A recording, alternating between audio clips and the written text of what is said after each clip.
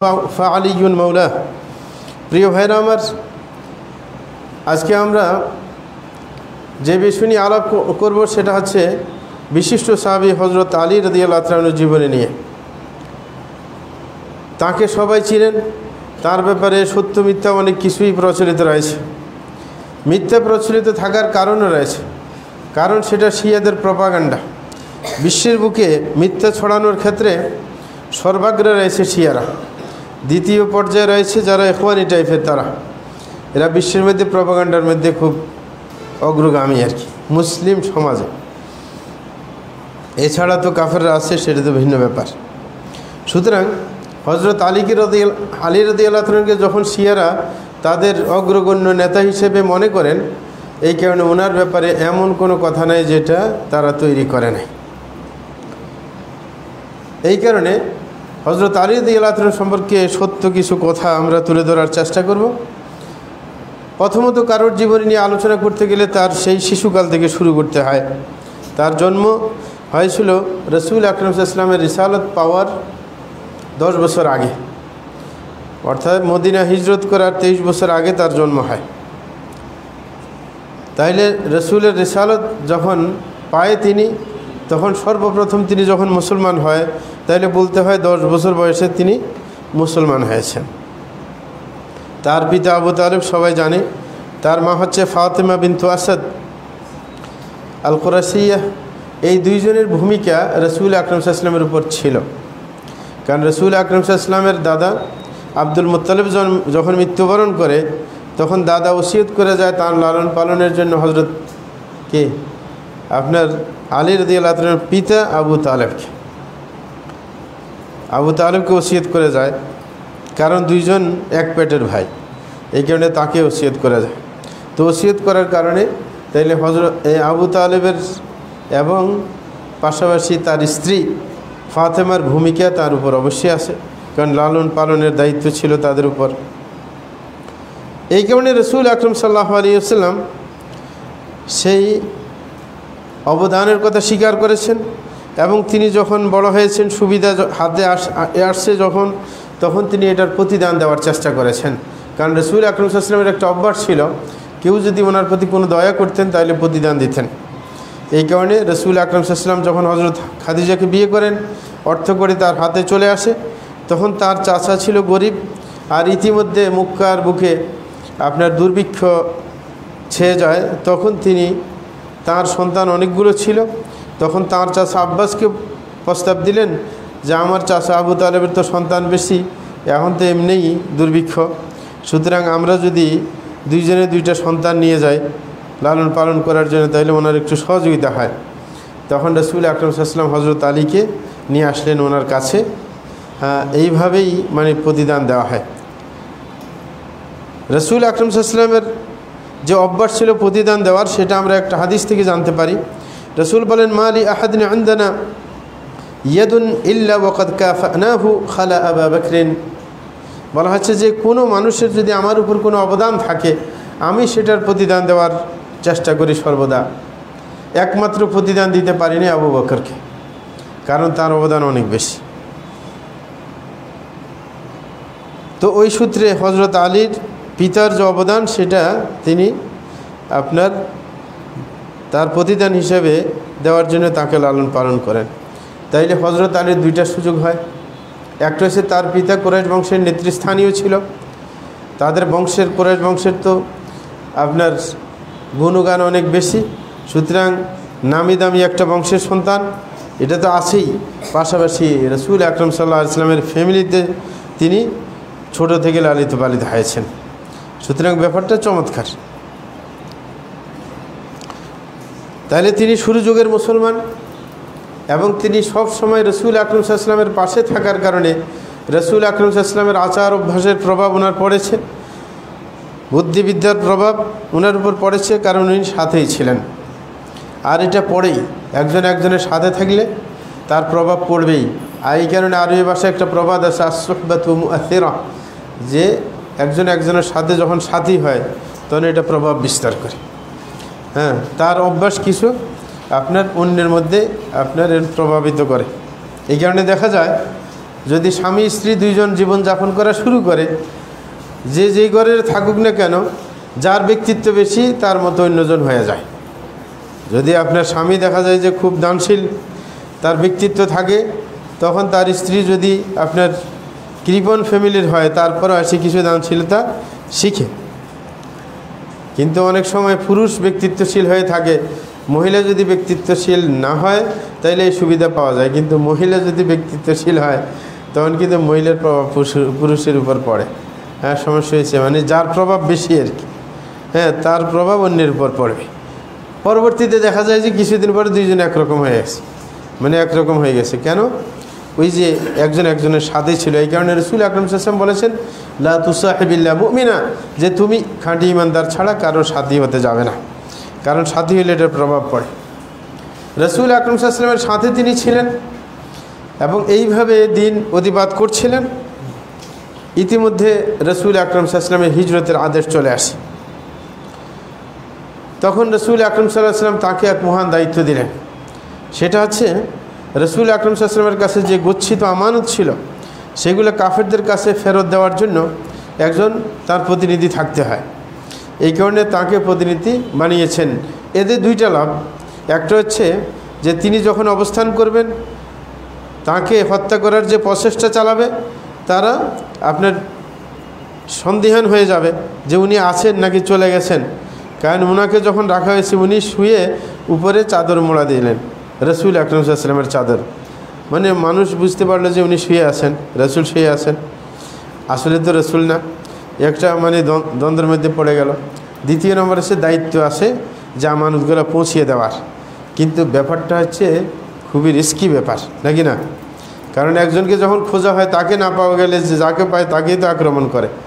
তাইলে বিরাট সাহসিকতার ব্যাপার যে রাসূলের প্রতিনিধি হিসাবে তিনি এই রিস্কি সময়ে অবস্থান করা। তখন কিন্তু তার বয়স ছিল 23 বছর। 23 বছরের বয়সেই তিনি এই বড় একটা রিস্ক নিলেন, রাসূলের বিছানায় শুয়েছিলেন। পরবর্তীতে কাফেররা যখন ঢুকে গেল, দেখলো যে উনি উঠে গেলেন, উঠার পরে দেখলো যে উনি তো নাই।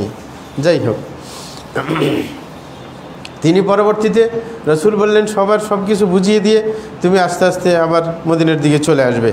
তখন তিনি বুঝিয়ে দেওয়ার পর তিনি রওনা করলেন। তখন তার সাথে আপনার বাহন ছিল না। তিনি এরকম লুকিয়ে লুকিয়ে আস্তে আস্তে আস্তে আস্তে আপনার দিনের বেলায় বিশ্রাম নিতেন, রাত্রিবেলায় এরকম রওনা করতেন। হাঁটতে হাঁটতে চলে গেছেন আপনার মদিনায়। যখন মদিনায় পৌঁছান, উনি হাঁটতে পারছিলেন না, পাটা ফুলে গেছে একবারে, মানে হাঁটা তার জন্য মুশকিল হয়ে যাচ্ছিল। তখন রাসূল আকরাম সাল্লাল্লাহু আলাইহি ওয়াসাল্লাম তাকে দেখে খুব মর্মাহত হলেন এবং তাকে জড়িয়ে ধরলেন, কেঁদে ফেললেন এবং রাসূল আকরাম সাল্লাল্লাহু আলাইহি ওয়াসাল্লাম তার দুই পায়ে এবং হাত দিয়ে মুছে দিলেন। মুছে দেওয়ার পর একবারে ভালো হয়ে যায়। তাইলে বিরাট একটা কর্মযজ্ঞ তিনি পালন করলেন রাসূল আকরাম সাল্লাল্লাহু আলাইহি ওয়াসাল্লামের প্রতিনিধি হয়ে। এটা তার জন্য বিরাট সৌভাগ্যের বিষয়। এরপরে রাসূল আকরাম সাল্লাল্লাহু আলাইহি ওয়াসাল্লাম তার অবদান স্বীকার করছিলেন।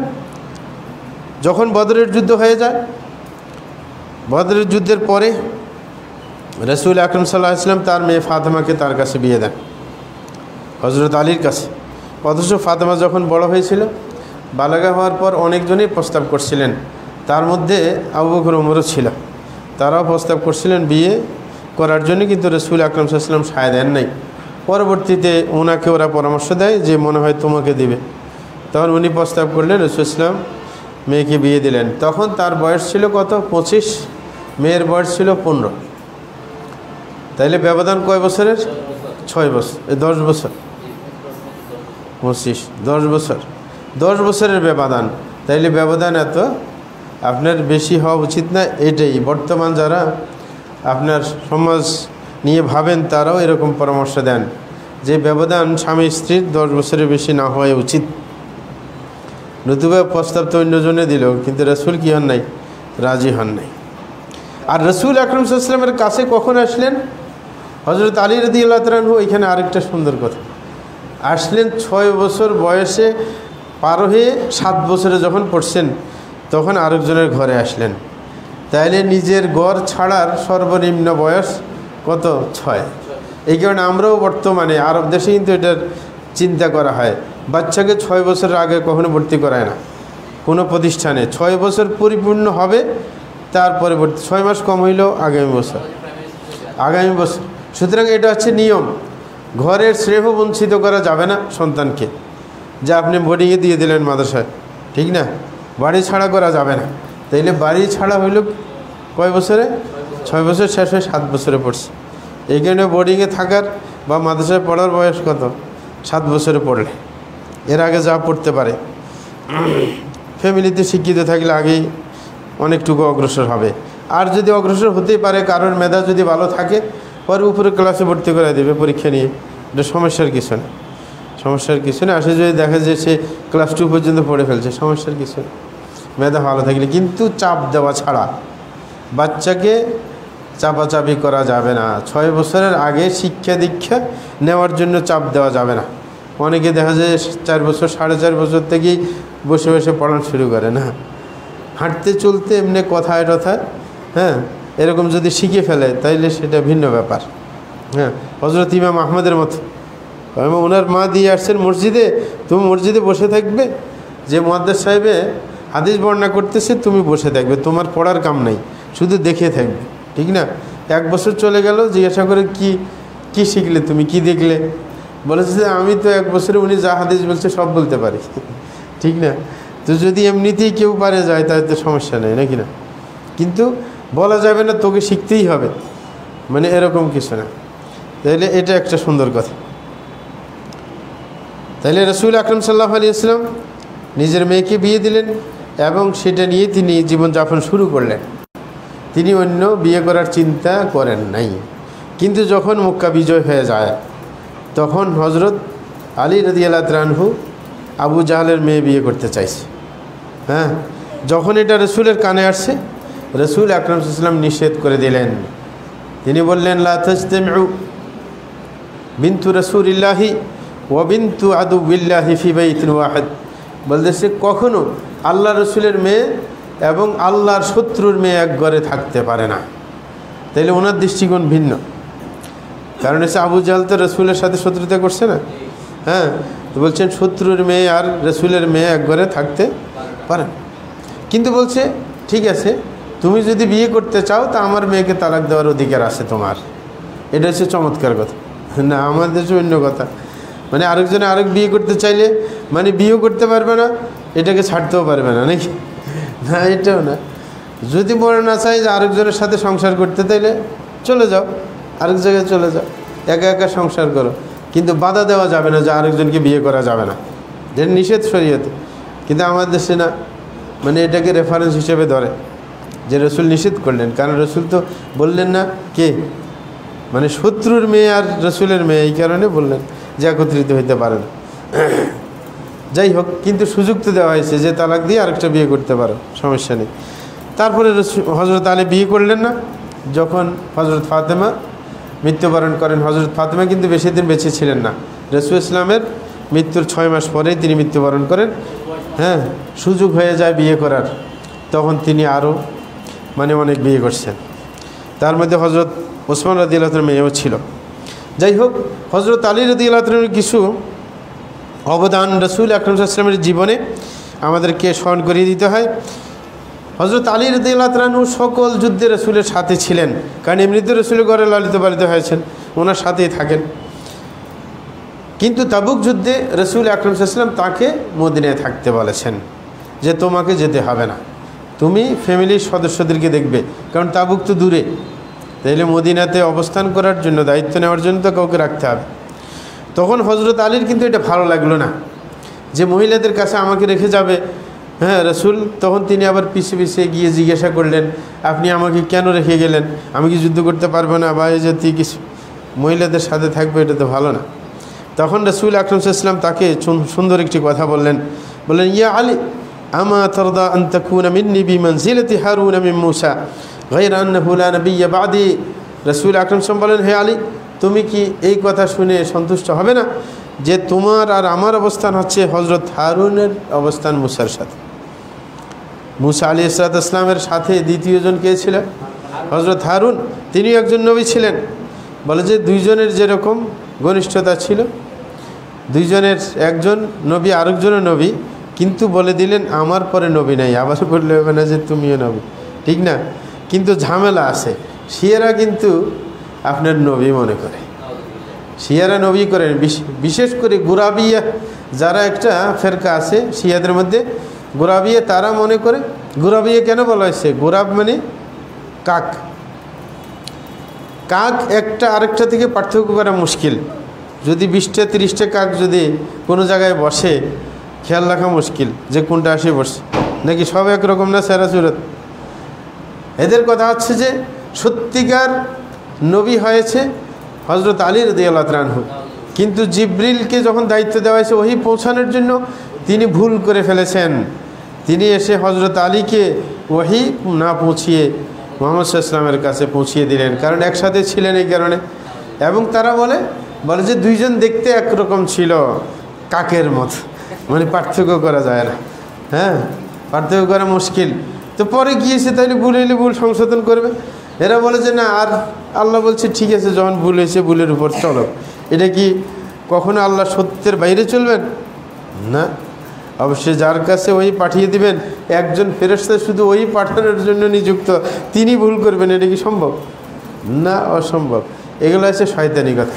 এখন একটা সুন্দর কথা শুনেন আজকে, সেটা হচ্ছে আমাদের দেশে মা ফাতেমা কেন বলে? এটা কেউ জানেন? কেউ বলতে পারবেন মা ফাতেমা কেন বলে? আমাদের দেশে অনেক বক্তা আগে, এখন শোনা যায় না, গ্রামের বুড়েরা এখন বলে, আগে বক্তারাও বলতো মা ফাতেমা, নাকি বলতো না? মা ফাতেমা কোথায় থেকে আসছে? এইখান থেকে মা ফাতেমা বাইরেছে। কারণ আল্লাহ জাল্লাহু বলছেন কোরআনের মধ্যে ওয়াজওয়াজুহু উম্মাহাতুকুম, যে নবীদের স্ত্রীরা তোমাদের মা। আর তারা মনে করে যে মূল নবী ছিল হজরত আলী, সুতরাং কে? আলীর স্ত্রী ফাতেমা, সুতরাং ফাতেমা মুসলমানদের মা। কে কথা কি বুঝে আসছে? এতদিন পরে বুঝছেন মা কোথায় দিয়ে বাইরেছে? হ্যাঁ, এবার বুঝছেন মা হইল কেমন? আশ্চর্য। সবাই তো মনে করে কি রসুল যদি পিতার পর্যায়ে হয়, ওনার স্ত্রী যদি আমাদের মা হয়, তাহলে এটা তো বোন হওয়ার কথা। তাহলে মা কোথায় থেকে বাইরেছে? আজকে তো বুঝছেন যে মা কোথায় থেকে বাইরেছে। হ্যাঁ, মানে তাদের কথা হচ্ছে উনি তো বাস্তব আসল নবী, এটা তো ভুল ক্রমে অন্যজনকে দেওয়া হয়েছে। সুতরাং ফাতেমা মা হবে, এটাই স্বাভাবিক, ঠিক না? ওদের দৃষ্টিকোণে আছে। যাই হোক, আরেকটা অবদান হজরত আলী রাদিয়াল্লাহু তাআলা, সেটা হচ্ছে নবম হিজরি সনে আপনার প্রথম হজ করে। হজ ফরজ হয় নবম হিজরিতে, কিন্তু প্রথম বছর রাসূল আকরাম সাল্লাল্লাহু আলাইহি ওয়াসাল্লাম হজ করতে যান নাই। প্রথম হজের দায়িত্ব দিয়ে পাঠিয়েছেন হজরত আবু বকরকে।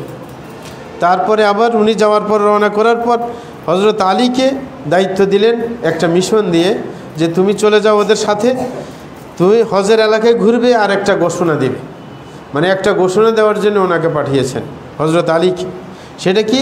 যে তুমি হজের এলাকায় ঘুরবে আর এই ঘোষণা দিবে, লা ইয়াহুজ্জু বাদা হাদাল আমি মুশরিকুন ওয়ালা ইয়াতুফু বিল বাইতি উরিয়ান, যে তুমি এটা ঘোষণা দিবে যে এই বছরের পর কোনো ব্যক্তি মুশরিক, কোনো মুশরিক যে শিরিক করে সে হজ করতে পারবে না। তার আগে কিন্তু সবাই হজ করতে, মুশরিক কাফের সবাই হজ করতে, কিন্তু তুমি ঘোষণা দিবে যে এই বছরের পর কেউ কি হজ করতে পারবে না, কোনো মুশরিক হজ করতে পারবে না। দ্বিতীয় কথা হচ্ছে কোনো ব্যক্তি উলঙ্গ হয়ে তোয়াফ করতে পারবে না। আপনার মক্কার কাফের মুশরিকরা যখন তোয়াফ করতো কাপড় রেখে উলঙ্গ হয়ে তোয়াফ করতো। তাদের দৃষ্টিকোণ হচ্ছে যেই কাপড় পরে আমরা নাজায়েজ কাজ করেছি, পাপ করেছি, সেই কাপড় পরে কিভাবে তোয়াফ করব। এই কারণে আল্লাহ যেইভাবে সৃষ্টি করছে ওইভাবেই চলবে, কি উলঙ্গ হয়ে তোয়াফ করবে, তোয়াফ শেষ করে পরে কাপড় পরবে। মানে নাপাক কাপড় দিয়ে কিভাবে তোয়াফ করবে? হ্যাঁ, ঠিক না? চেতনা আর কি, উল্টা চেতনা সব। যাই হোক, তাইলে এই একটা মিশন তার দায়িত্বে ছিল, চমৎকার। এবং সূরা তাওবার কিছু আয়াত নাজিল হয়েছে, সেটাও মানে আপনার ঘোষণা দিয়ে শুনিয়ে দেওয়ার জন্য বলা হয়েছে। রাসূল আকরাম সাল্লাল্লাহু আলাইহি ওয়াসাল্লামের কাছে আরেকটা অবদান তার, রাসূল আকরাম সাল্লাল্লাহু আলাইহি ওয়াসাল্লামের কাছে ইয়েমানের একটা প্রতিনিধি দল এসেছিল। ইয়েমানের প্রতিনিধি দল এসে বললেন যে আমাদের সাথে একজন লোক পাঠান যেন আমাদের এলাকায় গিয়ে দাওয়াতি কাজ করতে পারে। তখন রাসূল আকরাম সাল্লাল্লাহু আলাইহি ওয়াসাল্লাম হযরত খালিদ বিন ওলীদ রাদিয়াল্লাহু তাআলাকে পাঠিয়ে দিলেন। তিনি ওই এলাকায় গিয়ে 6 মাস দাওয়াতি কাজ করলেন, কিন্তু একটাকেও মুসলমান বানাইতে পারেন। মানে ওই এলাকায় গিয়ে 6 মাস শেষ হওয়ার পর রাসূল বলছেন ওকে চলে আসতে। তারপর হজরত আলীকে পাঠাইলেন। পাঠানোর পর কিছুদিন পরে সংবাদ আসে ওই এলাকার সব মুসলমান হয়ে গেছে। তাইলে এই দিকে কী দক্ষতা বুঝে গেল, তিনি দাওয়াতি কাজেও দক্ষ নাকি। নদীব একটা পুরো বংশ আপনার কি করে ফেললেন, মুসলমান ফেললেন। আর এটা কত বছর বয়স তখন? তার বয়স ছিল 32 বছর বয়স। কি 32 বছর বয়স? এর থেকে বুঝে যায় কিছু পরিপক্কতা না আসলে দাওয়াতি কাজে পাঠানো উচিত না। কি হজরত মুআজকে ইয়েমেনে পাঠাইছিলেন, হজরত আলীকে পাঠাইছিলেন 30 বছরের পর। এই কারণে কিছু পরিপক্কতা আসা লাগে। অনেকে আছে ছোটো অল্প বয়সে দাওয়াতি কাজ শুরু করে, কিন্তু দেখা যায় এখনও পরিপক্কতা আসে নাই, ঝামেলা পাকায়। আর এই জাতীয় লোকরাই কি ওই আপনার হটকারী গ্রুপের সাথে বেশি কি যোগ দেয়, কারণ রক্ত গরম থাকে, ঠিক না। এই কারণে রক্ত একটু হালকা ঠান্ডা হয়ে আসলে তখন দাওয়াতি কাজে। এই কারণে কোনো নবীকে নবুয়ত দেওয়া হয় নাই 40 বছর আগে, কারণ 40 বছর হয়ে গেলে একটা ভারসাম্যতা চলে আসে। যাই হোক, রসুল আকরাম সাল্লাল্লাহু আলাইহি ওয়াসাল্লাম যখন শুনলেন যে সবাই মুসলমান হয়ে গেছে, তখন তিনি এই খবর শুনার সাথে সাথে সিজদায় পড়ে গেলেন, মানে শুকরিয়া আদায় করার জন্য। এবং তিনি বললেন, আসসালামু আলা হামাদান, যে হামাদান গোত্র, মানে যেই গোত্রের কাছে পাঠিয়েছে হজরত আলীকে, তাদের কাছে সালাম পাঠাইলেন। আরেকটা ব্যাপার, সেটা হচ্ছে এইগুলো হচ্ছে ভিন্ন ধরনের তার অবদান বা তার আপনার কৃতিত্ব। এখন হচ্ছে যুদ্ধক্ষেত্রে তার কৃতিত্ব। কারণ হজরত আলী রাদিয়াল্লাহু আনহু যেরকম জ্ঞানে বুদ্ধিতে প্রসিদ্ধি লাভ করেছেন, পাশাপাশি তিনি সাহসিকতার ক্ষেত্রেও তিনি প্রসিদ্ধি লাভ করেছেন। এই কারণে আমার দেশে কেউ গাছটা টানতে গেলে আপনার আলী বলে ডাক দেয়, ঠিক না। হ্যাঁ, এটা হচ্ছে মানুষের স্বভাবের। হ্যাঁ, এটা কিন্তু শিরক, এটা করা যাবে না। হ্যাঁ, আরেকজনকে ডাকতে যাবে কেন? আর সে তো নাই, কাছে থাকলে না যে ডাক দিতে, যে একটু ঠেলে দেওয়ার জন্য, নাকি না। হ্যাঁ, সুতরাং ওই যে সাহসিকতার কারণে, এই কারণে যুদ্ধক্ষেত্রে তার অনেকগুলো ভূমিকা ছিল। 1 নম্বর, রসুল আকরাম সাল্লাল্লাহু আলাইহি ওয়াসাল্লাম বদরের যুদ্ধে কাফের গোষ্ঠী বলেছিল মুবারাজা করার জন্য। আরব দেশে একটা কথা ছিল, যুদ্ধ লাগার আগে বংশের প্রত্যেক যারা যারা যুদ্ধ করবে, দুই পক্ষের কোনো পক্ষের শক্তিশালী কেউ থাকলে সে আগে আসতো মুবারাজা করার জন্য, যে ঠিক আছে আমরা তো যুদ্ধ পরে করব, কিন্তু যুদ্ধ শুরু হওয়ার আগে আমার সাথে কে লড়াই করবে, তোমাদের মধ্যে বীর বাহাদুর কে আছে। হ্যাঁ, এরকম করে ডাক। বদরের যুদ্ধে এরকম যখন ডাক ছাড়া হয়েছে, তখন রসুল আকরাম সাল্লাল্লাহু আলাইহি ওয়াসাল্লাম 3 জনকে চয়ন করলেন মুবারাজা করার জন্য, মানে এককভাবে যুদ্ধ করার জন্য। তখন তার মধ্যে হজরত আলী রাদিয়াল্লাহু আনহু ছিলেন। তাইলে হজরত আলী যে বিশাল সাহসী ছিলেন, এটা বোঝা যায় এখান থেকে। এবং রসুল আকরাম সাল্লাল্লাহু আলাইহি ওয়াসাল্লাম উহুদের যুদ্ধে তাকে ঝান্ডা ধরিয়ে দিলেন। হজরত উমাইর রাদিয়াল্লাহু আনহু যখন শহীদ হয়ে গিয়েছিলেন উহুদের যুদ্ধে, তখন ঝান্ডা দিলেন হজরত আলীকে। এবং তিনি রসুল আকরাম সাল্লাল্লাহু আলাইহি ওয়াসাল্লামের সাথেই অবস্থান করেছিলেন যখন অনেকেই রণে ভঙ্গ দিয়েছে। উহুদের যুদ্ধে তো অনেক সাহাবী শহীদ হয়ে গেলেন, অনেকে ছড়িয়ে ছিটিয়ে গেছে, কিন্তু রসুল আকরাম সাল্লাল্লাহু আলাইহি ওয়াসাল্লামের পাশে যারা অবস্থান করেছিলেন, তাদের মধ্যে একজন ছিলেন হজরত আলী রাদিয়াল্লাহু আনহু। খন্দকের যুদ্ধে, যখন খন্দকের যুদ্ধ চলছিল, তখনও মুবারাজা করার জন্য, মানে ছোট আকারে যুদ্ধ করার জন্য, 2 জন মিলে যুদ্ধ করার জন্য মুবারাজার জন্য ঘোষণা দিয়েছে আমর ইবনে উদ। আরব দেশের মধ্যে সবচেয়ে বেশি সাহসী ব্যক্তি ছিল, তাকে বলা হয়তো 1000-এর সমতুল্য। মানে আমর ইবনে উদ কাফের ছিল, মুশরিক, সে 1000 সমতুল্য বলা হয়তো তাকে, এত সাহসী ছিল। আমর ইবনে উদ এককভাবে আপনার খন্দকের যুদ্ধে বাইর হয়ে ডাক দিতে শুরু করলো যে কে আছে মুসলমানদের মধ্যে আমার সাথে যুদ্ধ করবে। হজরত আলী বাইরে গেলেন তলোয়ার নিয়ে। তখন সে হাসি দিলে বললো যে ভাতিজা তুমি আসলে কেন? হ্যাঁ, তোমার চাচারা তো অনেকজনে আছে। হ্যাঁ, সুতরাং আমি চাই না তোমার অল্প বয়সে তোমার রক্তপাত করবে, এটা আমার রুচি না। তখন হজরত আলী বললেন, কিন্তু আমি অপছন্দ করি না তোমার রক্তপাত করাকে, যে তুমি যখন আসছো তাইলে অবশ্যই যুদ্ধ করতেই হবে। তখন সে মেজাজ গরম করে লাফ দিয়ে পড়লো, নামলো, তলোয়ার বের করলো, আঘাত করলো ঢালের উপর। মানে যখন আঘাত করছে, হজরত আলী ঢাল দিয়ে ধরলেন, ঢাল কেটে এত জোরে, মানে তলোয়ার হেতে ছিল ধারণ বেশি, তো এমনি পহলওয়ান টাইপের, মানে তলোয়ার কাটে হজরত আলীর মাথার উপর আঘাত পড়ল। মানে মাথা কিছু ঢুকে গেছে, মানে তলোয়ারের আঘাত। কিন্তু হযরত আলী এমনভাবে আঘাত করলেন একবার ঘাড়ের মধ্যে, মানে এক কোপে ঘাড় কাটিয়ে গেল। মানে যদি উনি আহত হয়েছেন কিন্তু কাজ সেরে গেছে, এমন জোরে পড়ছে মানে ধুলাবালি ছড়াই গেল মানে এলাকার মধ্যে। তখন সাহাবারা আল্লাহু আকবার বলে ধ্বনি শুরু করে দিলেন, তখনই তারপরে যুদ্ধ শুরু হয়ে যায়। যাই হোক, তাইলে এটা একটা তার বীরত্বের ঘটনা। আরেকটা বিধি ছিল আপনার রসুল আকরাম সাল্লাল্লাহু আলাইহি ওয়াসাল্লামের সাথে তার যে কতটুকু আদব রক্ষা ছিল, সেটা একটা ঘটনা। হুদাইবিয়ার যুদ্ধে, হুদাইবিয়ার যুদ্ধে যখন চুক্তি আপনার করা হয় না, চুক্তির সময় তখন লেখা হয়, কি লেখা হয় যে হাদা, মানে ওই যে চুক্তিপত্রের মধ্যে হাদা বাইনা রাসূলিল্লাহি বাইনা মুহাম্মাদিন রাসূলিল্লাহি ওয়া কাবিলাতি কুরাইশিন, বলা হয়েছে এই চুক্তিটা সংগঠিত হচ্ছে কার মাঝে? মুহাম্মদ, আল্লাহ রসুল মুহাম্মদের মাঝে, এবং কোথায়? আপনার কুরাইশ বংশের লোকদের মাঝে। কিন্তু হযরত সাল তো পরে মুসলমান হয়ে গেছে, তখন তো সে কাফের ছিল, মানে কাফেরদের পক্ষ থেকে সাহাল আসছিল। সাহাল বলছিল যে না, যদি আপনাকে আমরা রসুলে মানে যেতাম তাইলে আবার চুক্তি লাগে কী জন্য? মানে আপনি লিখছেন মোহাম্মদ আল্লাহ রসুল, তাইলে রসুল শব্দ যদি কাগজে লেখাই থাকে তাহলে তো আমরা এটা মানিয়ে গেলাম, বুঝে গেল। তাহলে মানিয়ে গেলে আবার চুক্তি হবে কেন? আপনি তো আল্লাহ রসুল হয়ে গেলেন, ঠিক না? সুতরাং রসুল থাকতে পারবে না, লিখতে হবে হাদা বাইনা মুহাম্মাদিন মুহাম্মদ ইবনে আবদুল্লাহ কি ওয়া বাইনা কাবিলাতি কুরাইশ। তখন রসুল আকরাম সাল্লাল্লাহু আলাইহি ওয়াসাল্লাম বলছেন অসুবিধা নাই, কিন্তু লেখক কে ছিল? হযরত আলী। হযরত আলী কিন্তু চুক্তি লিখতেছিলেন। তো লেখার পরে যখন ভিডিও দিল, রসুল আকরাম সাল্লাল্লাহু আলাইহি ওয়াসাল্লাম বললেন যে তুমি রসুল্লাহ কেটে দাও, আমি তো আসলে আল্লাহ রসুল, কাগজে না থাকলে সমস্যা কী? হ্যাঁ, তখন হযরত আলী বলছেন অসম্ভব, আমার হাত দিয়ে রসুল লিখবো আবার কাটে বলবে এটা আমার দ্বারা সম্ভব না। তখন রসুল আকরাম সাল্লাল্লাহু আলাইহি ওয়াসাল্লাম কি বললেন যে আমাকে দেখাই দাও কোথায় লিখছিলে। তখন রসুল নিজের হাতে ওই জায়গাটা মুছিয়ে দেয়, মানে রসুল্লাহ। তাইলে তিনি রসুলের ঘরে লালিত পালিত হওয়া সত্ত্বেও রসুলের প্রতি কত বেশি সম্মান বোধ ছিল সেটা এখান থেকে বোঝা যায়। অনেকে ফ্যামিলিগত কিছু বাইরে ভদ্র হইলেও কি ঘরের মধ্যে ভদ্র না, এমন অনেক মানুষ আছে। বাইরে অন্য মানুষের সাথে অফিসে আদালতে ভদ্র মানুষ সমাজের মধ্যে, কিন্তু ঘরে নিজের ফ্যামিলির সদস্যের সাথে অভদ্র। কিন্তু এটা হচ্ছে রসুলের, হযরত আলীর যে রসুলের প্রতি কত ভালোবাসা এবং আদবের সাথে তিনি চলতেন সেটা বোঝা যায়।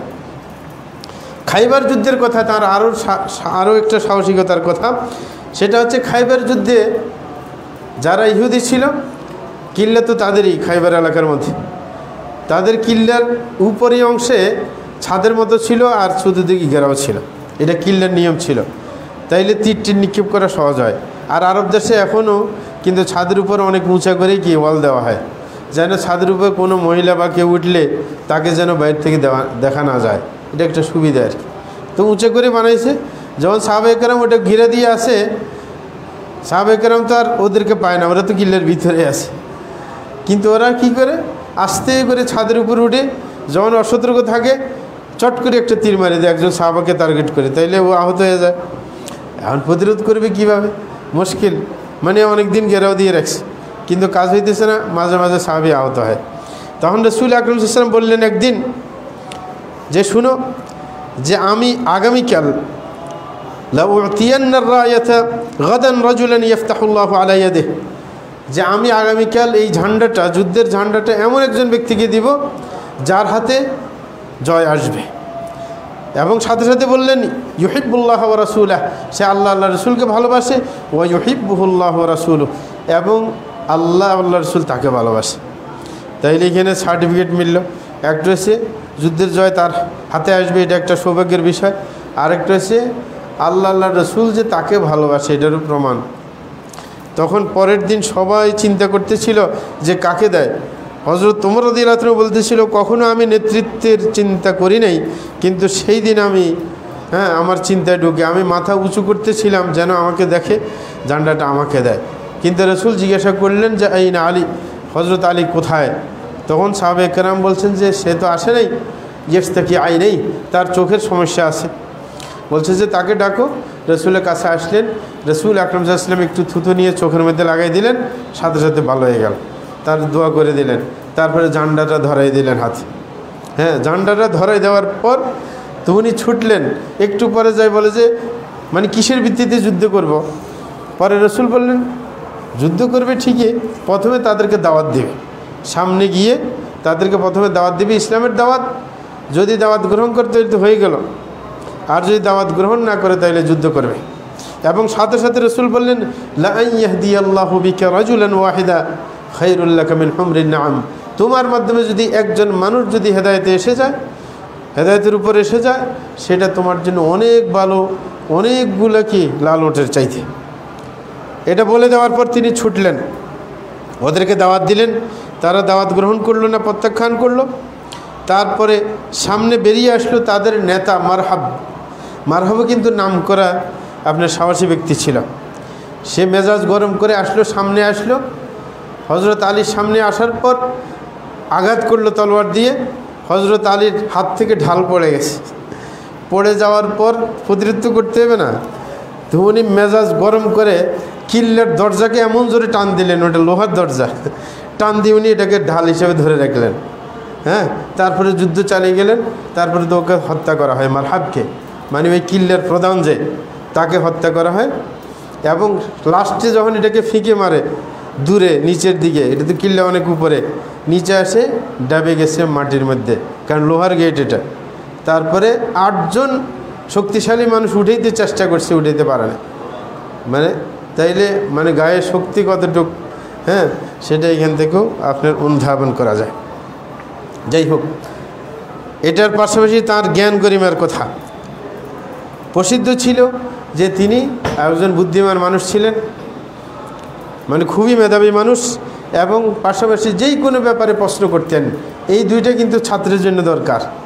একজন ছাত্রের মধ্যে যদি এই দুইটা গুণ থাকে, সে ইনশাল্লাহ আলেম হবে। একটা হয়েছে কি মেধা, তার বোকা মানুষকে আনে দিলে তো কাজ হবে না।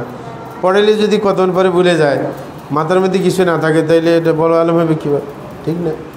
দ্বিতীয় নম্বর সে আরেক সে লিসানুন সাউল, যে প্রশ্ন করতে হবে, প্রশ্ন করার অভ্যাস, যে বুঝে না আসলে প্রশ্ন করবে যে আমি এটা বুঝি নাই, মানে এমন যেন না হয় লজ্জায় বসে থাকবে, হ্যাঁ, বুঝবে না। না, এই দুইটা গুণ দরকার। হজরত আলীর মধ্যে এই দুইটা গুণ ছিল। এই কারণে তিনি রসুল আকরাম সাল্লাল্লাহু আলাইহি ওয়াসাল্লামের কাছ থেকে 600টার বেশি হাদিস তিনি আপনার বর্ণনা করেন, যেটা আরও 3 জন খলিফা মিলাইলেও এতটুকু হয় না। কারণ আগের 3 জন খলিফা হাদিসে এত বর্ণনা করেন নাই, উনি খলিফাদের মধ্যে সবচেয়ে বেশি হাদিস বর্ণনা করেছেন। রসুল আকরাম সাল্লাল্লাহু আলাইহি ওয়াসাল্লামের যুগেই তিনি কোরআনের পুরো হেফজ করে ফেলেন।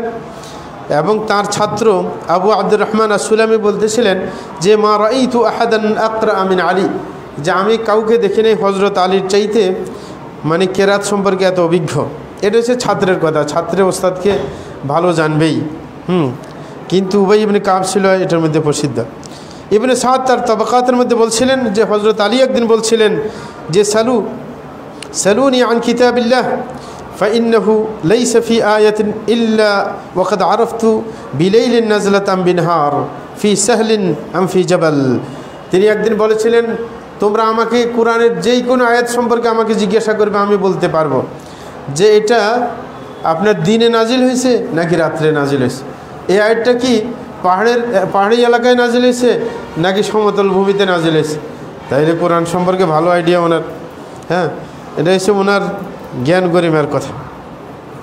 এই কারণে সাহাবাদের মধ্যে তিনি একজন ফকিহ হিসেবে প্রসিদ্ধি পাইলেন, এবং বিশেষ করে ফয়সালার ক্ষেত্রে, ফয়সালা দেওয়ার ক্ষেত্রে, বিচারের ক্ষেত্রে তিনি সবচাইতে বেশি সুনাম অর্জন করেছেন। এই কারণে বলা হয় ওয়া আখযাহুম আলী। রাসূল আকরাম সাল্লাল্লাহু আলাইহি ওয়াসাল্লাম যখন প্রশংসা করতেছিলেন বলছেন সবচাইতে বিচারিক ক্ষমতা বেশি কার? হজরত আলীর। এবং এটা প্রমাণ পাওয়া যায় হজরত ওমরের যুগে। হজরত ওমর রাদিয়াল্লাহু আনহুর যুগে এক মহিলার 6 মাসে বাচ্চা প্রসব করে, মানে বিয়ে হওয়ার 6 মাস পরে বাচ্চা কি প্রসব করছে। তখন হজরত ওমর রাদিয়াল্লাহু আনহু ওকে ধরে নিয়ে আসছেন, ওকে কি আপনার শাস্তি দিবেন, দণ্ডবিধি দিবেন। উনি মনে করছেন বেবিচার করছে আগে, নাইলে এত তাড়াতাড়ি বাচ্চা আসবে কেন। এখন এই খবর কানে গেছে, উনি রেডি হয়ে গেছিলেন যে হদ কায়েম করবেন। হজরত আলীর কানে যখন যায় তিনি চলে আসেন, আসে বললেন যে না। হজরত ওমরকে বললেন এটা হইতে পারে না, না সে বেবিচার করে নাই। বলে তুমি বুঝলে কিভাবে? বলে যে কোরআনের মধ্যে আল্লাহ বলছে ওয়াহামলুহু ওয়া ফিসালুহু 30 শাহরা, যে কোরআনের মধ্যে আল্লাহ বলছেন একটা বাচ্চা পেটে থাকা এবং দুধ পান করা মোট কত মাস? 30 মাস। 30 মাস মানে কত? 2.5 বছর। 30 মাস 2.5 বছর। তাইলে উনি বললেন দুধ পান করা তো কোরআনের মধ্যে আছে কি হাউলাইন কামিলাইন, যে 2 বছর। তাইলে 2 বছর 30 মাস থেকে বাদ দিলে কয়দিন থাকে? কত মাস? 6 মাস। তাইলে তো এর থেকে বোঝা যায় 6 মাসে বাচ্চা হইতে পারে। তখন উনি বললেন লাউলা আলিয়ুন লাহালাকা উমর, যদি আজকে হজরত আলী না থাকতো তাইলে হজরত ওমর ধ্বংস হয়ে যেত, কারণ বিচার ঠিক হইতো না। এই কারণে একটা প্রবাদ ছিল আরব সাহাবীদের মধ্যে, কদিয়াতুন ওয়ালা আবাল হাসান লাহা, বলে যে যেই কোনো ঘটনা আসলে হজরত আলীকে যদি কাছে দ্বারা না পাইতো তো এই কথাটা বলতো যে কদিয়াতুন ওয়ালা আবুল হাসান লাহা, যে ঘটনা তো এসে গেছে কিন্তু আবুল হাসান তো নাই। আবুল হাসান মানে কি? হজরত আলী। হজরত আলী তো কাছে নেই, এখন সঠিক বিচার কে করবে? তাইলে বিচারিক ক্ষেত্রে তার একটা বিশেষ দক্ষতা আপনি ছিল। পাশাপাশি আরেকটা, সেটা হচ্ছে উনি ভাষা দক্ষ ছিলেন, একজন বাগ্মী ব্যক্তি ছিলেন। যেমন আপনার তার একটা কথা আমরা শুনি যে লাকাদ রাআইতু আসহাব রাসূলিল্লাহি সাল্লাল্লাহু আলাইহি ওয়াসাল্লাম ফামা আরা আহাদান ইউশবিহুহুম, বলছেন তিনি সাহাবীদের সম্পর্কে সাহাবীদের বর্ণনা দিতে গিয়ে বলতেছিলেন যে আমি রসুলের সাহাবায়ে কেরামকে দেখেছিলাম, তাদের কাউকে এমন পাই নেই যে অন্যরা তাদের মতো হবে। মানে সাহাবীরা এমন পর্যায়ে চলে আসছে রসুলের সাথে থাকে শিক্ষা দীক্ষা নিয়ে যে অন্য কেউ তাদের মতো হয় না।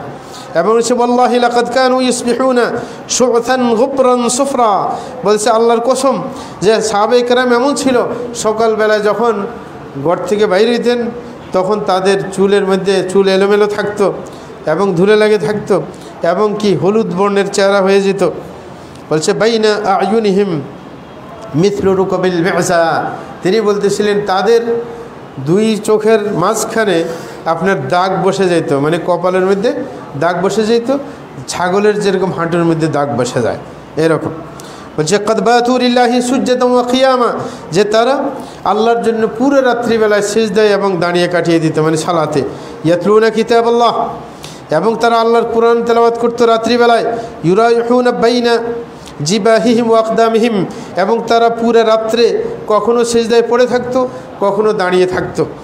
ফাইদা আসবাহু ফাযাকারুল্লাহ মাদু কামা তামিদু শাজারাতু ফি ইয়াউমির রিহ, বলে যে সকাল যখন হতো সাহাবায়ে কেরামের তখন তারা আবার আল্লাহর জিকির শুরু করে দিত। রাত্রে তো এমনি জিকির করছে, আপনার রাত কাটিয়ে দিছে, আবার সকালবেলায় বলে যে এমন হয়ে যেত যেন নুয়ে পড়তো, কারণ পুরো রাতে ইবাদতের কারণে শরীর ঝিমিয়ে আসতো। বলে যে গাছ যেরকম যখন জোরে বাতাস আসে তখন গাছ নুয়ে পড়ে, এরকম তারা নুয়ে পড়তো, মানে বিশ্রামের প্রয়োজন হইত। বলে যে ওয়াহামালাত আয়ুনুহুম হাত্তা তাবুল্লু ওয়াল্লাহি থিয়াবাহুম, বলে যে শেষ পর্যায়ে সকালবেলায় তারা আবার তাদের চোখ দিয়ে পানি আসতো এবং তারা নিজের কাপড় কেঁদে কেঁদে ভিজিয়ে দিত। তাইলে অলসতা নাই কোনো। এটা হচ্ছে তার সুন্দর বর্ণনা সাহাবায়ে কেরাম সম্পর্কে, সেটাও শুনিয়ে দিলাম। তার আরও কিছু ফজিলতের কথা এবং বিশেষ করে সেই যুগে যে সমস্যা ঘটছিল সেটার কথা আমরা সামনে আলোচনা করব ইনশাআল্লাহ। আস্তাগফিরুল্লাহ লি ওয়া লাকুম ওয়া লিসাইরিল মুসলিমিন ইন্নাহু হুয়াল গফুরুর রহিম।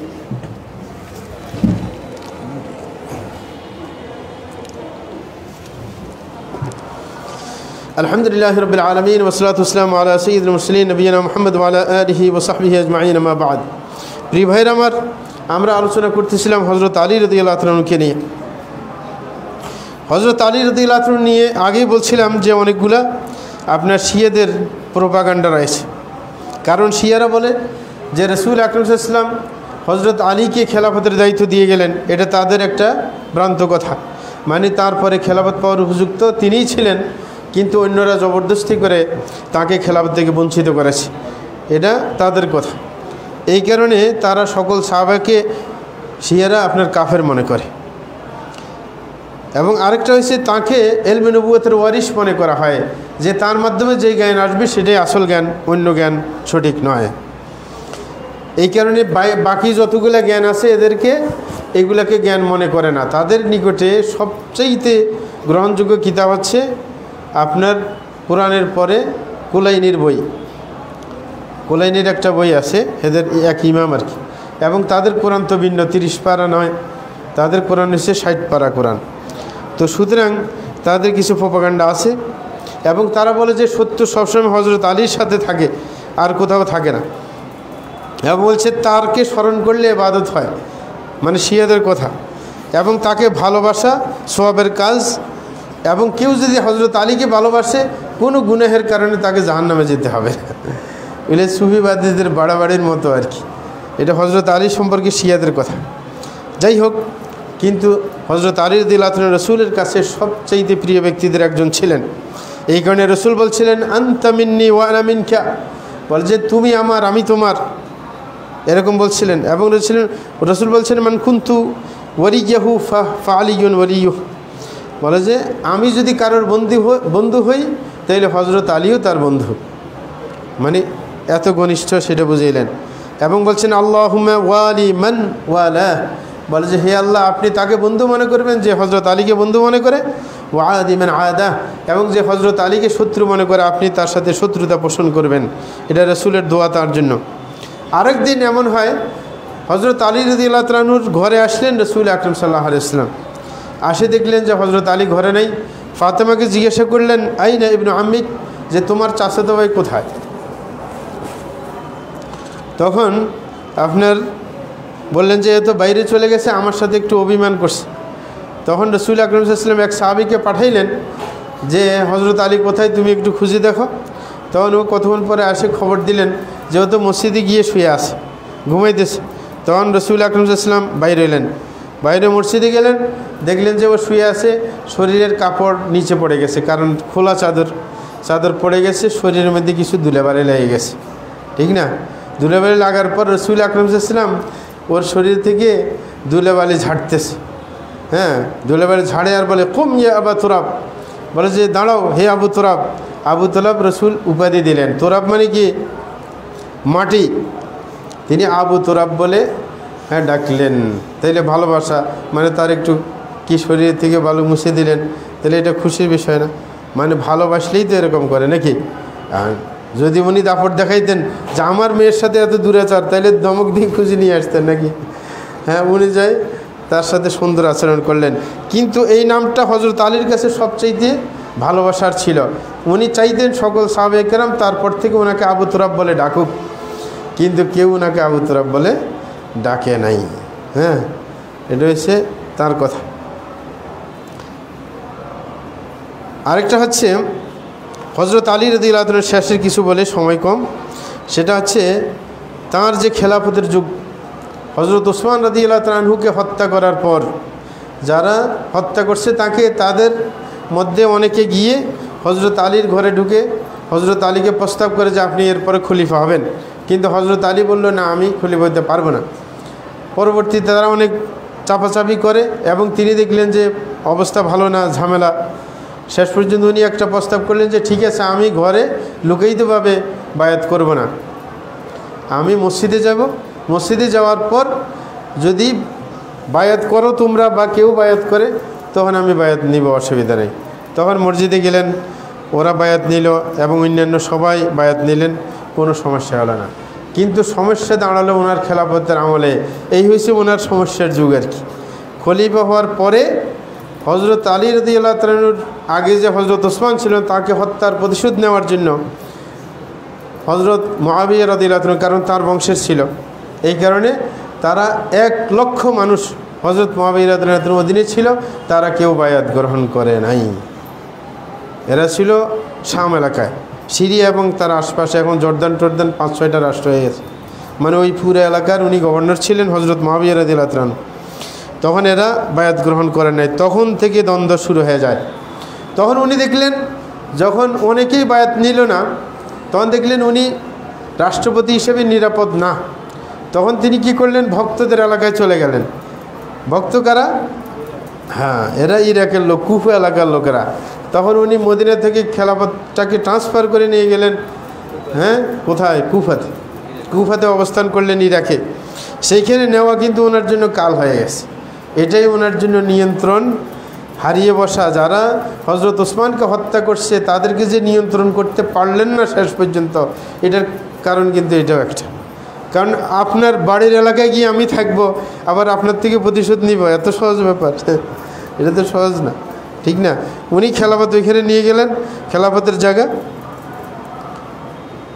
তখন ওনার জন্য হজরত আলী মুআবিয়া রাদিয়াল্লাহু আনহু বারবার চাপ দিচ্ছিলেন যে তাদের প্রতিশোধ নেওয়ার জন্য, নাইলে তিনি বায়াত করবেন না। কিন্তু উনি পারতেছিলেন না, কারণ পারবে কীভাবে? ওদেরকে তো আপনার হত্যা করতে পারেন না, কারণ ওরা তো ওই এলাকারই মানুষ, ঠিক না? সুতরাং ওদেরকে হত্যা করা মুশকিল। কিন্তু ইতিমধ্যে এই ঝামেলা চলতেছে। হজরত আয়েশা রাদিয়াল্লাহু তাআলা আনহা এবং হজরত জুবাইর বিন আওয়াম আর তালহা বিন উবাইদিল্লাহ এই তিনজনে মিলে আবার কি করলেন? প্রতিশোধের নিজ থেকে সিদ্ধান্ত নিলেন যে আমরা যাব, আমরা গিয়ে বসরা এলাকায় গিয়ে আপনার আক্রমণ করব, মানে যারা হজরত ওসমানকে হত্যা করছে এদের প্রতিশোধ আমরা নিব। মানে এরকম প্রেক্ষাপট তৈরি হলো। তখন ওরা মদিনা থেকে মক্কা আসলো, মক্কা থেকে রওনা দিল কুফার দিকে।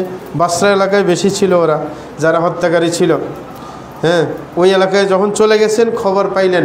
ইতিমধ্যে হজরত আলী রাদিয়াল্লাহু আনহু যখন দেখলেন যে মুআবিয়া রাদিয়াল্লাহু আনহুর অনুসারীরা, ওনার সাথে যারা আছেন এরা বায়াত করতেছেন না, উনি চাইলেন যে ওদেরকে শায়েস্তা করার জন্য, বায়াত নেওয়ার জন্য।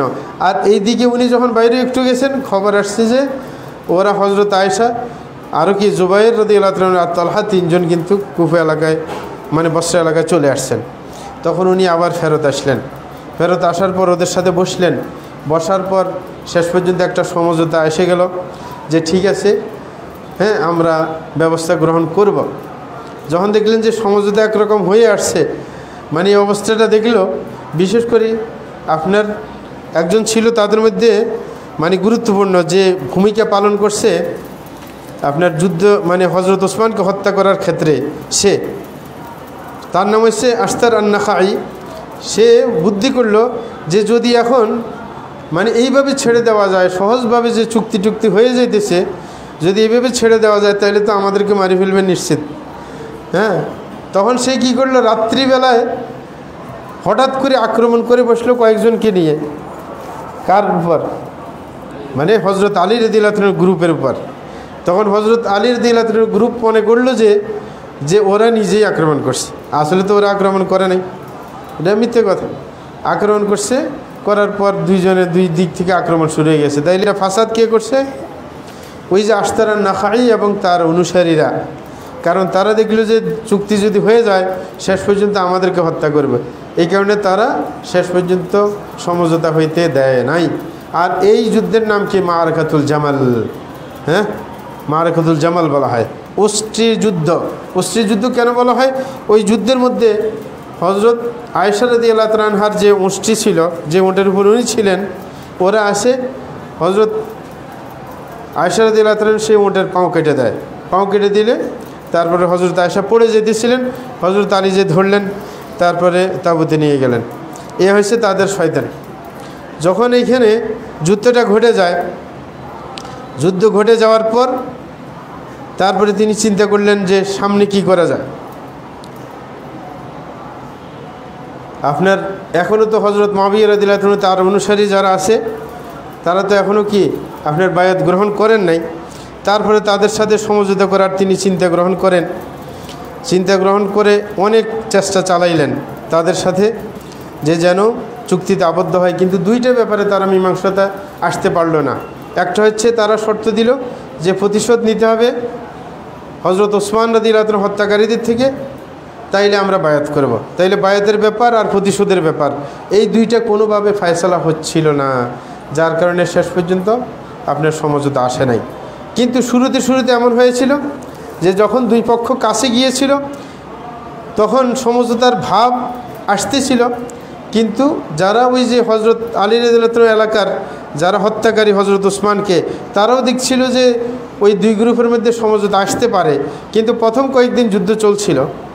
কয়েকদিন যুদ্ধ চলার পর যখন ভয়ানক অবস্থা হয়ে যায়, তখন আপনার হজরত মুআবিয়া রাদিয়াল্লাহু আনহুর পক্ষ থেকে হজরত আমর ইবনে আস রাদিয়াল্লাহু আনহু একজন সাহাবী, বিশিষ্ট সাহাবী, তিনি বললেন যে আপনার ইনিল হুকমু ইল্লা লিল্লাহ, যে কোরআন মানে উঁচা করার জন্য বর্ষার মাথায় যে কোরআনের ফয়সালা হবে, আমাদের মাঝে যুদ্ধ বন্ধ করে দিতে হবে। এটা একটা সুন্দর কথা যুদ্ধ বন্ধ করার জন্য। কারণ হজরত আলী এবং মুআবিয়া রাদিয়াল্লাহু আনহুর মধ্যে বেশি সাহাবী ছিল হজরত আলীর সাথে, যার কারণে এরা যুদ্ধবাজ ছিল বেশি। মানে এমনভাবে যুদ্ধ করতেছিল, হজরত মুআবিয়া রাদিয়াল্লাহু আনহুর পক্ষের মানুষ মনে করছিলেন এইভাবে যদি আর 2-3 দিন যুদ্ধ চলে তাহলে সব শেষ হয়ে যাবে, মানে কচুকাটা হইতেছিল। তখন বুদ্ধি করে মানে কোরআনকে উঁচা করছিল, তখন যুদ্ধ বন্ধ হয়ে গেছিল। হজরত আলী বললেন যে ঠিক আছে, আপনার সমঝোতা হবে, কোরআনের ফয়সালা আমরা করব। তখন দুইজনকে দায়িত্ব দেওয়া হয় ফয়সালা করার জন্য। একজন হচ্ছে হজরত আবু মুসা আশারি হজরত আলীর পক্ষ থেকে, আরেকজন হচ্ছে আমর বিন আস রাদিয়াল্লাহু আনহু, এটা হচ্ছে হজরত মুআবিয়া রাদিয়াল্লাহু আনহুর পক্ষ থেকে। দুইজনে মিলে আপনার ফয়সালা করবেন। ফয়সালার জন্য বসলেন, ফয়সালা বারবার চেষ্টা করতেছেন, হইতেছে না। তারপরে শেষ পর্যন্ত সমঝোতা হইল যে ঠিক আছে 8 মাস টাইম দেওয়া হইল, মানে 8 মাস চিন্তা ভাবনা করবে, গবেষণা করবে। 8 মাস পরে রমজান আসলে তখন সমঝোতা হবে। তখন 8 মাস যখন চলে যায়, রমজান এসে যায়, তখন দুমাতাল জান্দাল একটা এলাকা, সেইখানে গিয়ে মানে বসার সিদ্ধান্ত হইল যে ওইখানে গিয়ে চুক্তি হবে, পরামর্শ হবে, সব কিছু হবে। কিন্তু শেষ পর্যন্ত সেটা হতে দেওয়া হইল না, মানে সমঝোতা আর হইল না।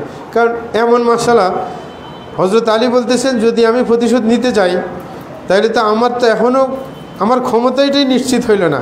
তোমরা বায়াত করলেন না 1 লাখের বেশি মানুষ, বিশাল একটা মানে এলাকা থাকি গেল, তো আমি তো খলিফাই হইলাম না পুরা এখন, তাহলে আমি প্রতিশোধ নিব কিভাবে? কারণ আমি তো এখন কমপ্লিটলি মানে খলিফা হইতে পারলাম না। মানে কিছু সংখ্যক বায়াত করলো, কিছু সংখ্যক করলো না, আর এটা তো অল্প না, 1 লাখের বেশি মানুষ। সুতরাং আগে আমার ক্ষমতাটা ঠিক হোক, তারপর আমি বিচার করব। ওরা কয় যে না, আগে বিচার করতে হবে, তারপরে কি বায়াত হবে।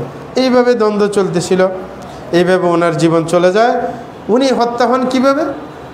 এদের মধ্যে যারা শয়তান, যারা হজরত ওসমানকে হত্যা করছিল, এরা দেখল যে এই ঝামেলা তো শেষ হইতেছে না, যে হজরত আলী মুআবিয়ার মধ্যে দ্বন্দ্ব শেষ হইতেছে না। তাইলে এদের একজন চালাকি করে উঠলো, ওই যে আশতারান্না খাই, সে বুদ্ধি দিল যে একটা কাজ করা যায়, যদি এই কয়েকজনকে হত্যা করে ফেলা যায় তাইলে তো কাম সারা। এটা হচ্ছে জঙ্গিবাদী গ্রুপের চেতনা আর কি, যে যারা যারা ঝামেলা এদেরকে কাটিয়ে দিতে হবে, তাইলে শেষ। তখন এরা কয়েকজন মিলে সিদ্ধান্ত নিল একজনকে মারবে আর কি। 4 জন ঠিক করছে, ভাগে পড়ছে।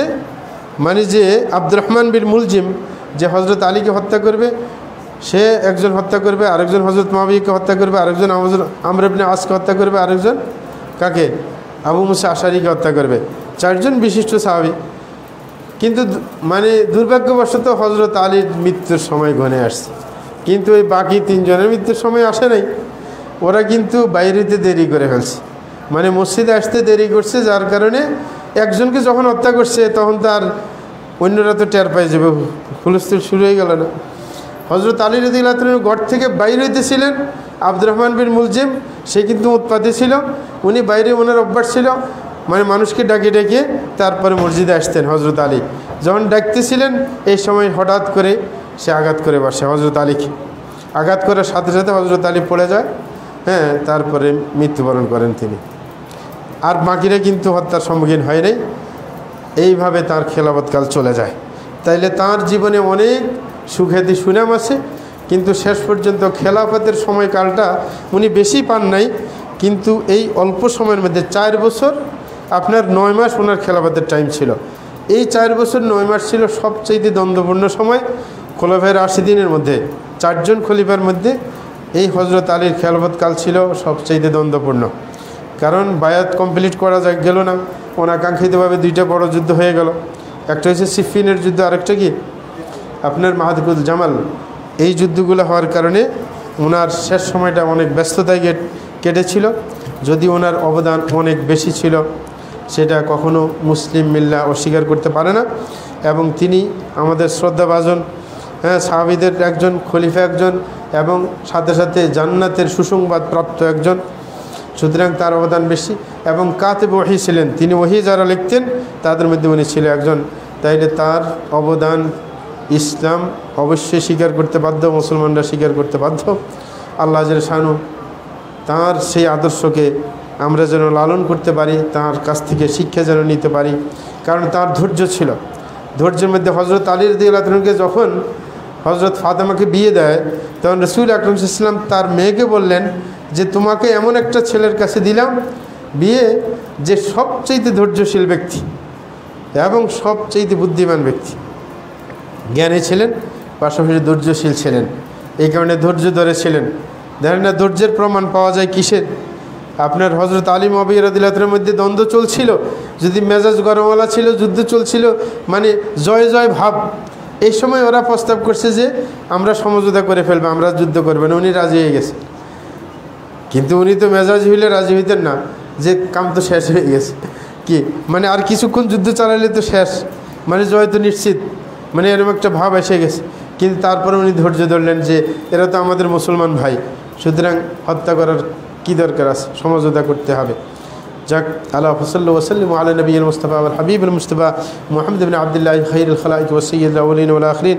আল্লাহুম্মা সাল্লি ওয়া সাল্লিম ওয়া বারিক আলাইহি ওয়া রাদিয়াল্লাহু আনহুল খুলাফায়ে রাশিদিন ওয়াস সাহাবাতি আজমাইন ওয়া আনিত তাবিঈন ওয়া তাবিঈন বিইহসান ইলা ইয়াউমিদ্দিন ওয়া আন্না মা'আহুম বিমান্নিকা ওয়া কারিমিকা ওয়া ইহসানিকা ইয়া আরহামার রাহিমিন। اللهم أعز الإسلام والمسلمين وأذل الشرك والمشركين ودمر أعداءك أعداء الدين وانصر عبادك الموحدين واحمي حوزة الدين واجعل هذا البلد آمنا مطمئنا وسائر بلاد المسلمين. اللهم وفق إمامنا وولاة أمورنا بكل ما تحب وترضى وخذ بنواصيهم إلى كل خير وهدى. اللهم أحسن قلوبهم ونياتهم يا رب العرش العظيم. وصلى الله على نبينا محمد وعلى آله وصحبه أجمعين. أقيموا الصلاة.